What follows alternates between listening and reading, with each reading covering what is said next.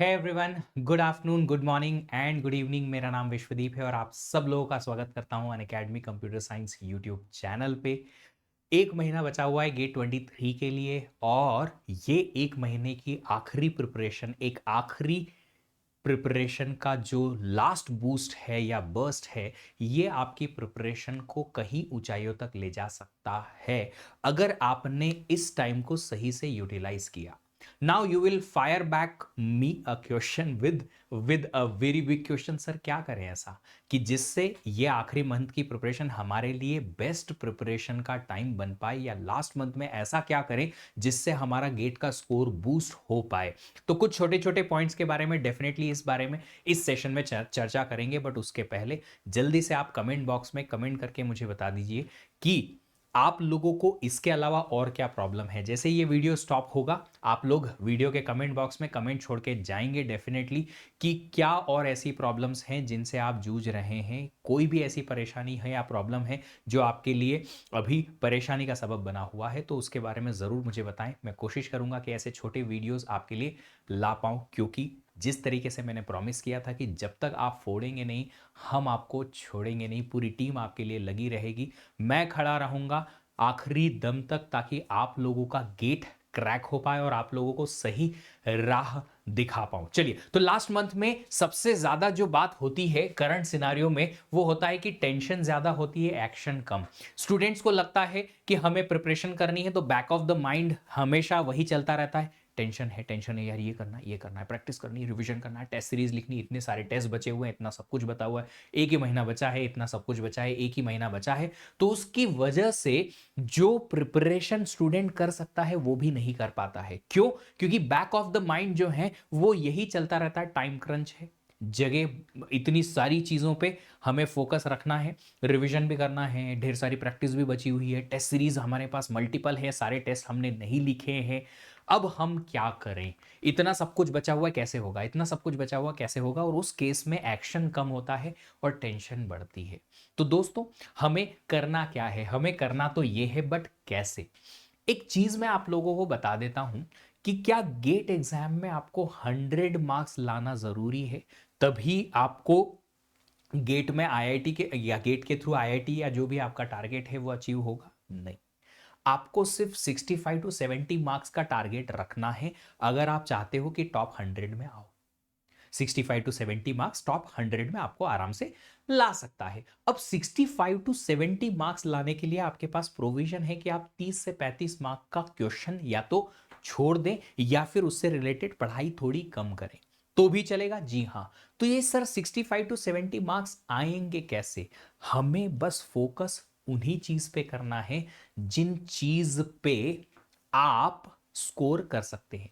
अगर आप लोगों ने एक गेम खेला हो कभी सबवे सर्फ करके, तो इस गेम में ना एक बहुत अच्छी सिखाई या सीख जो है वो मुझे मिलती थी कि जब हमें पता है कि हम दौड़ रहे हैं और ऐसी जगह पे दौड़ रहे हैं जहां से दूसरी साइड जाना मुमकिन नहीं है, क्योंकि हम मर जाएंगे अदरवाइज या पकड़े जाएंगे, तो हम फिर दूसरी साइड के कॉइन्स को लेने के लिए नहीं जाते हैं।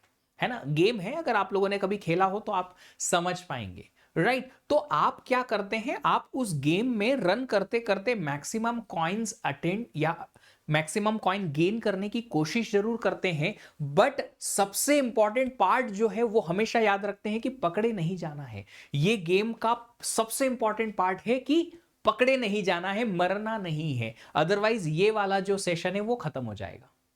राइट? एग्जैक्टली सेम चीज आपको गेट की प्रिपरेशन के लिए भी करना है कि आप जब प्रिपरेशन कर रहे हो तो इस प्रिपरेशन में हमारा मोटिव ये होना चाहिए कि हम उस लेन पे दौड़ें जिस लेन पे हमें कॉइन मिलते रहें, लेन स्विच करते रहें ताकि कॉइन्स बढ़ते रहें हमारे। बट साथ ही साथ हम सारे कॉइन्स लेने नहीं जाएंगे, हमें सारे कॉइन्स नहीं लेना है, बट हमें मैक्सिमम कॉइन्स लेना है विद अ कंडीशन। और वो कंडीशन क्या है कि हमें पकड़े नहीं जाना है, इस सेशन को खत्म नहीं करना है। गेट में भी वही प्रिपरेशन है कि अगर आप प्रिपरेशन करने जाते हैं, हमें पता है कि हम जिस लेन पे दौड़ रहे हैं उसमें कॉइन्स मिलेंगे, मिलते जाएंगे मिलते जाएंगे, हम ज्यादा से ज्यादा लेन स्विच करते जाएंगे, हमारी स्ट्रेटेजीज बनाते जाएंगे, प्रिपरेशन में प्रैक्टिस और रिविजन को करते जाएंगे, practice revision practice revision practice में स्विच करते जाएंगे। बट हम ये कोशिश नहीं करेंगे कि हमें जितने भी हमारे रास्ते में सारी चीजें आ रही है वो पूरी कवर हो।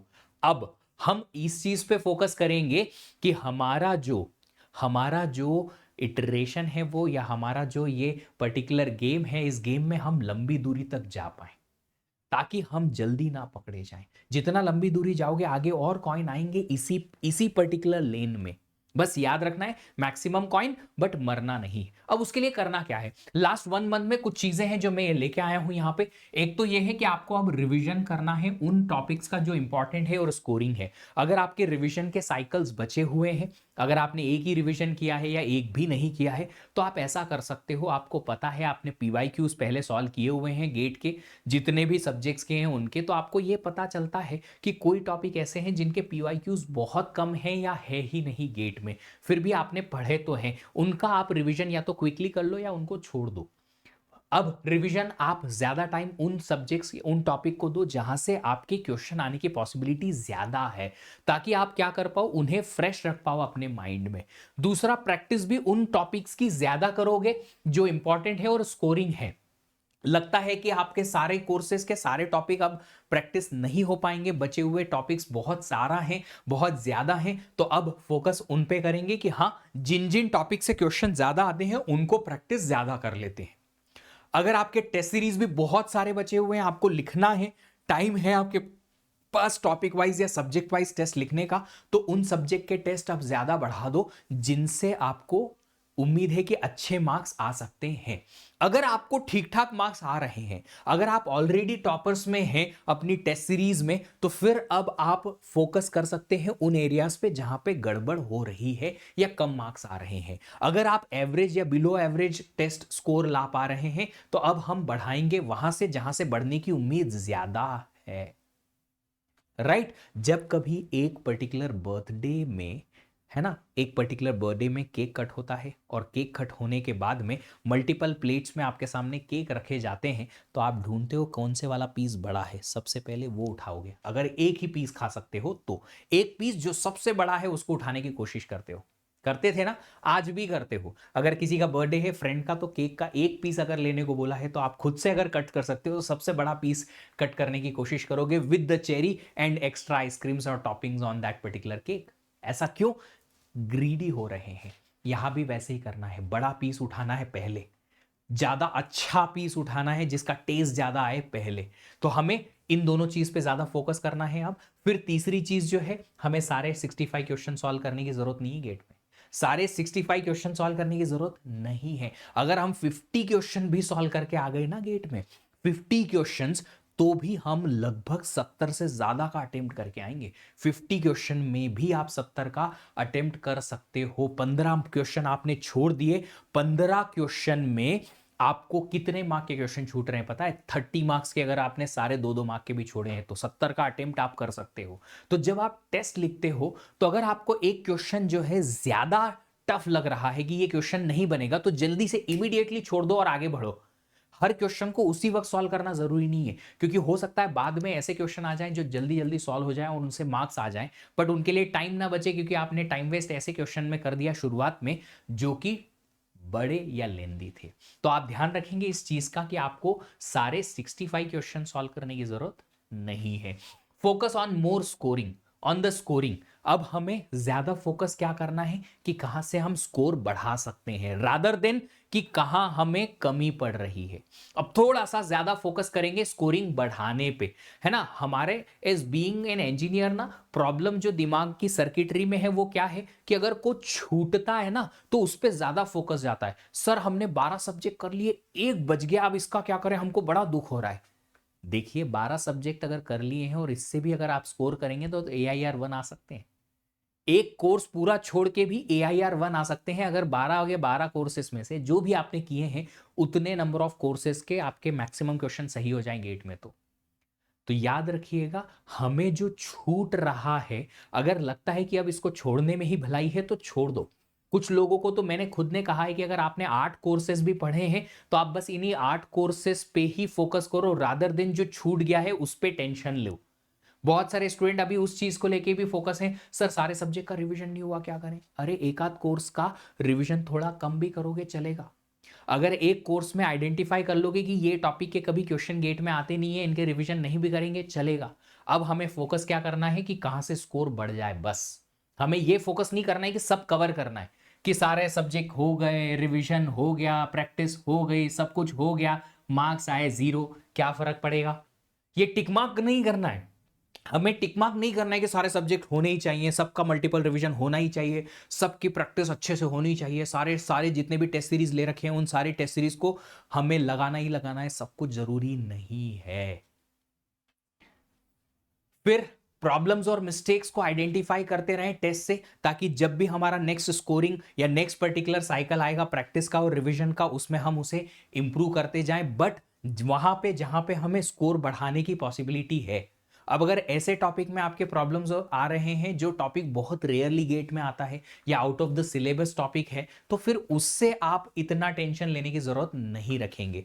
फिर नेक्स्ट है revision of formulas, theorems and properties in the parallel to the other stuffs. ये बहुत जरूरी है। अब आखिरी के 20-25 दिनों में आप पैरेलली 1 घंटा आधा घंटा रोज निकाल के और उन सब्जेक्ट्स का, जो सब्जेक्ट आप पढ़ चुके हो उनके रटने वाली चीजें आप रिवाइज करना शुरू कर दो। रटने वाली चीजों को मैंने कहा था कि मेरे लिए वो छोटे छोटे शॉर्ट नोट्स होते थे। शॉर्ट नोट्स का मतलब कि उसमें सिर्फ याद रखने वाली चीजें हैं, कंसेप्चुअल कोई नहीं। तो वो रटने वाली चीजें अगर आपने अलग से बनाई हैं तो आप उसे यूटिलाइज कर सकते हो, नहीं बनाई है तो अनअकैडमी प्लेटफॉर्म पे मेरे शॉर्ट नोट्स अवेलेबल हैं, वहां से एक्सेस कर सकते हो। मैं बहुत जल्दी शॉर्ट नोट के कुछ शॉर्ट वीडियोस इस चैनल पे भी डालने वाला हूं, वो भी आप देख सकते हो। बट रटने वाली चीजों को आप बार बार रिकॉल करते रहो। फॉर्मूलाज हैं, थियरम्स हैं, और जो प्रॉपर्टीज हैं, डिस्क्रीट मैथ में बहुत सारी छोटी छोटी प्रॉपर्टीज होती हैं, टीओसी में टेबल्स होती हैं एक्सेप्टेंस की एंड ऑल, राइट। तो वो सब जो डिसाइडेबिलिटी एटसेट्रा एटसेट्रा की थियरम्स हैं, वो सब के सब आप रटने वाली चीजों को अब 1 घंटा आधा घंटा रोज अलग अलग सब्जेक्ट का एक एक साइकिल का रिवीजन पैरेलल में करते रहो, ताकि वो चीजें अब आपको लंबे टाइम तक याद रह पाए। लास्ट 15 डेज में और इसको इंटेंस कर देंगे, बट अब शुरू कर दीजिएगा आप लोग धीरे धीरे करके इन चीजों का। तो लास्ट 1 मंथ में अब आपका फोकस होगा कि कहां से मुझे ज्यादा मार्क्स आए। इस पे नहीं कि हमें सब कुछ कवर करना है, इस पे नहीं कि हमें सब कंप्लीट करके जाना है। सर ने कहा 15 मॉक टेस्ट लिखने हैं तो लिखने, सर ने कहा सारे सब्जेक्ट वाइज टेस्ट लिखने हैं तो लिखने, सर ने कहा कि ये सारे कोर्सेज प्रिपेयर होने चाहिए, ये सारे सब्जेक्ट का रिवीजन 3 बार होना चाहिए।